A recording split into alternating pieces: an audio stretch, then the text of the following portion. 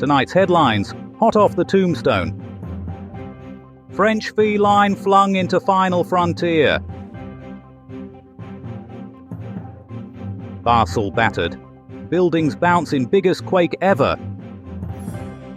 And Byzantium broken by Giscard's great gambit. Plus, coming up, renowned scuba diver Dave D attempts to break the world record for most tins of spam eaten underwater while reciting the complete works of Shakespeare. Those are the headlines. Sleep tight and don't let the bedbugs broadcast. News bang, spitting in the eye of deception with righteous indignation. 1963. France has boldly launched a cat into space. Félicette, a Parisian alley cat, became the first feline astronaut, though her mission was less about scientific exploration and more about a desperate attempt to one-up the Soviets and Americans.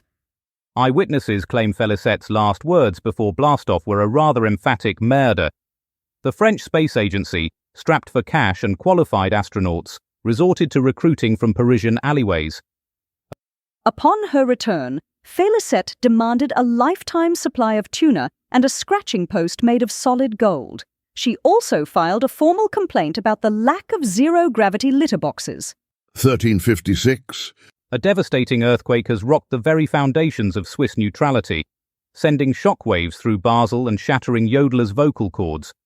The quake, measuring a terrifying 6.0 on the Richter scale, left the city in ruins. Eyewitnesses report the Rhine-Graben, a local fault line, opening up and swallowing entire wheels of Emmental cheese. "It's a fondue apocalypse!" cried one distraught cheesemaker. The iconic Basel Minster crumbled faster than a chocolate bar in a sauna. In the aftermath, resourceful Swiss engineers have invented earthquake-proof cuckoo clocks and cheese-reinforced concrete. Citizen, 1081. Basul Tampere. The Byzantine Empire is under attack. A horde of marauding Normans, led by the fearsome Duke Robert Guiscard, have landed at Dyrrhachium, demanding cheese and threatening to replace traditional Greek cuisine with croissants. Local fisherman Stavros Ouzo, while frantically hiding his feta, said, "They came ashore shouting omelette du fromage. It was terrifying." Emperor Alexios I, caught unprepared, has mobilized his elite force of synchronized swimmers to defend the capital. The Byzantines, however, are not known for their martial prowess. The Normans, meanwhile, are busy imposing French customs on the bewildered locals. "They've outlawed moussaka and replaced it with escargots," cried one distraught resident. "It's cultural genocide." News bang, a cut above the remnant residue of deception. And now, for a forecast more erratic than a ferret on a sugar rush, it's the weather wizard, Shakanaka Giles.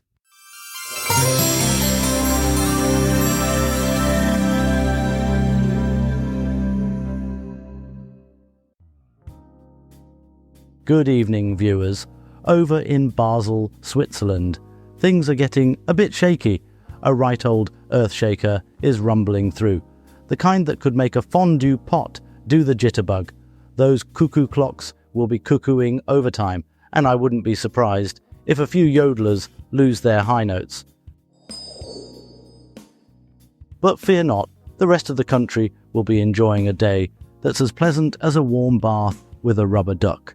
Sunshine, gentle breezes, perfect for a spot of picnicking or a stroll through the Alps. Just watch out for falling cows.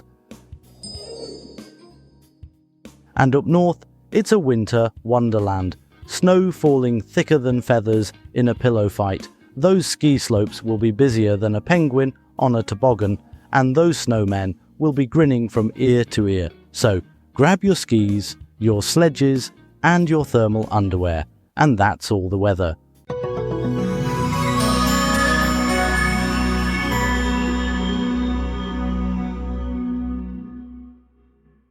Citizen, 1081. 1081 now, and that Norman hotshot, Robert Guiscard, is kicking off in the Byzantine Empire.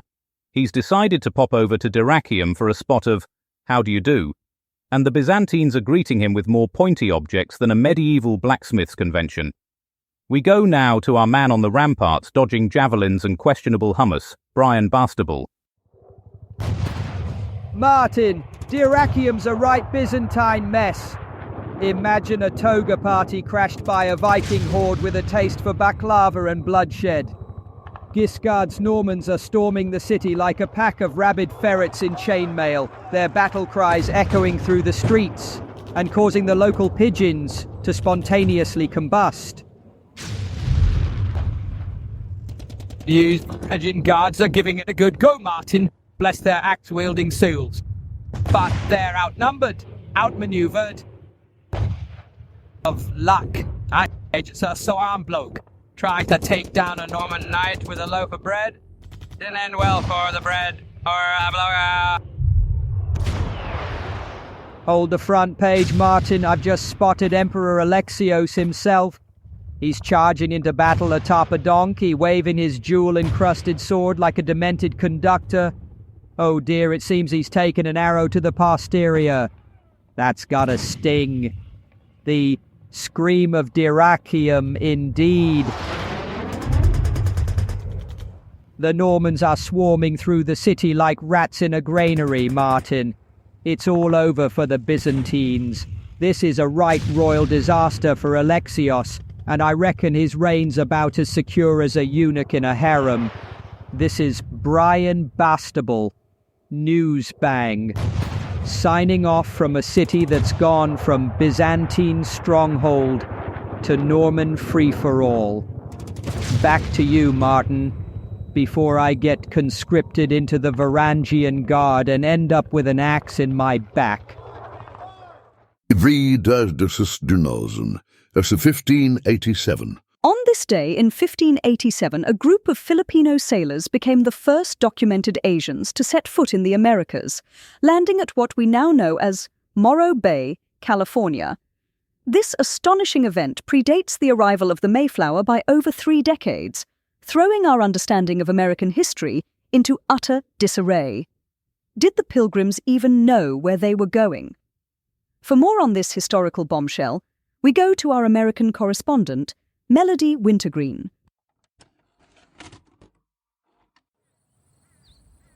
Morro Bay, California, 1587.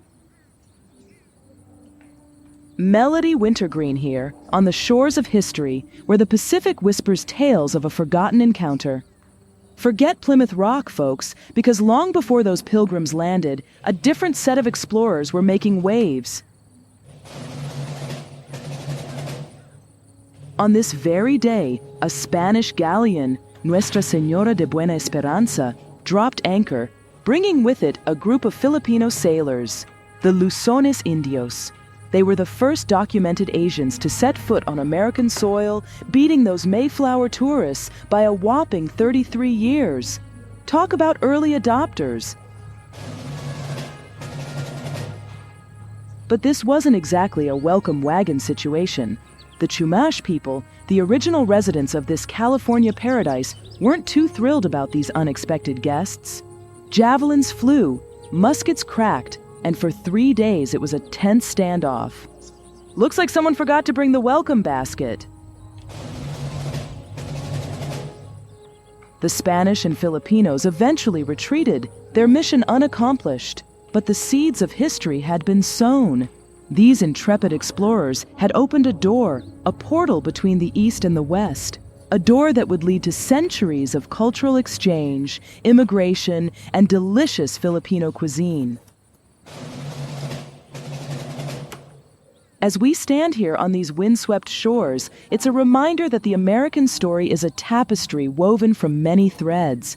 And sometimes, the most fascinating chapters are the ones hidden in plain sight. Melody Wintergreen, Newsbang, Morro Bay, California, where history is always full of surprises. No dirt, Newsbang, serving truth with a side of rye.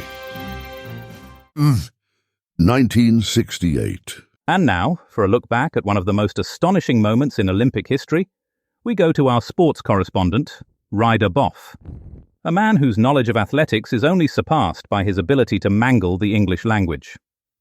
Ryder, take us back to Mexico City, 1968, and a certain long jump that left the world speechless.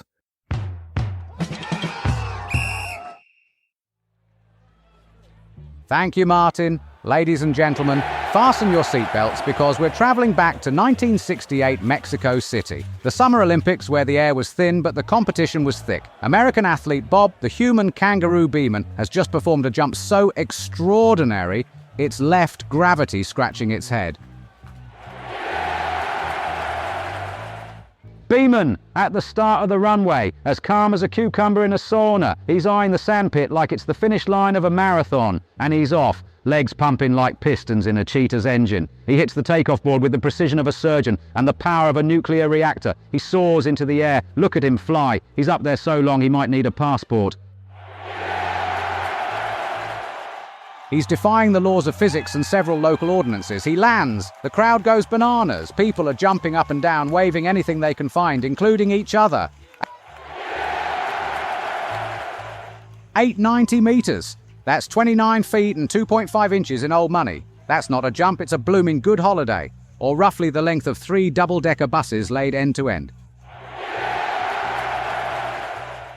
The officials are huddled around the tape, looking as confused as a cow on AstroTurf. It's a new world record by nearly 2 feet. The previous record holder, Igor Terovanesyan, is seen consulting his coach. He looks a bit deflated, like a punctured, bouncy castle. He probably feels like he's been jumping in treacle all these years. Beeman's secret? Some say it's his legs, others the altitude. Either way, it's a leap that's put the long in long jump. Beeman's still in shock. Hang on. Seems the authorities want a urine sample. They're checking he hasn't been eating anything stronger than jumping beans. Ah, the price of fame. 1 minute you're flying high, the next you're stuck in a room with a plastic cup and a lot of pressure. A truly historic moment. Next up, the 100-meter butterfly. Will Flipper the dolphin be disqualified again for using his natural fins? Stay tuned.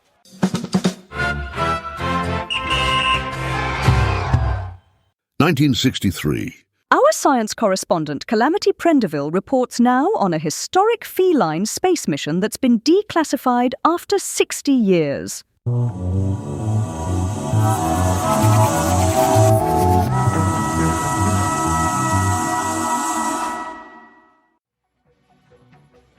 Good evening, space enthusiasts and feline fanatics. On this day in 1963, the French thought they'd one-up the Brits by launching a cat into space.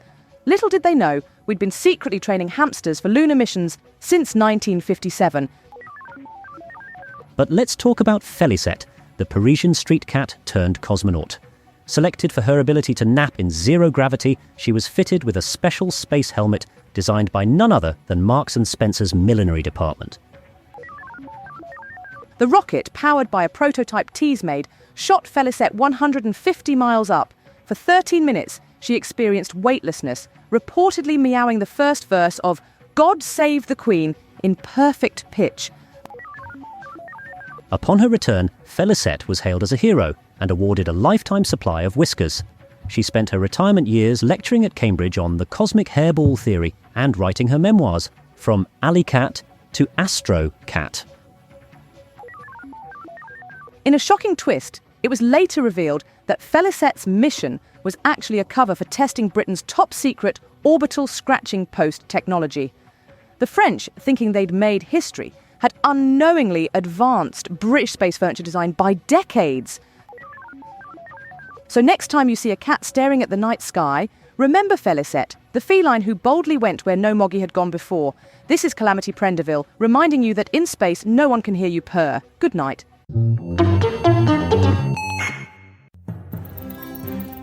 The D.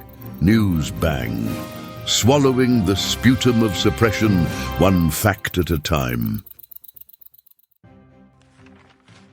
And finally, it's time for a peek at tomorrow's bog roll. The Times. Iranian oil splattered across the Persian Gulf. The Telegraph lead with Cedar Creek brings Union joy. And yes, that is a lovely photo of some hay. The Independent. Cornwallis crumbles at Yorktown. Apparently there are some rare frogs in the area. The Mirror have gone with shell shock horror in petrol station. Again, not entirely clear what that's about. And the Express? Madam Norma's pooch finally returns. Again, not entirely clear what that's about either. Well, that's all for tonight. Newsbang will be back tomorrow. Possibly, if the government allows it and the weather holds. Tune in next time for more artificially intelligent hilarity. Newsbang is a comedy show written and recorded by AI. All voices impersonated. Nothing here is real. Good night.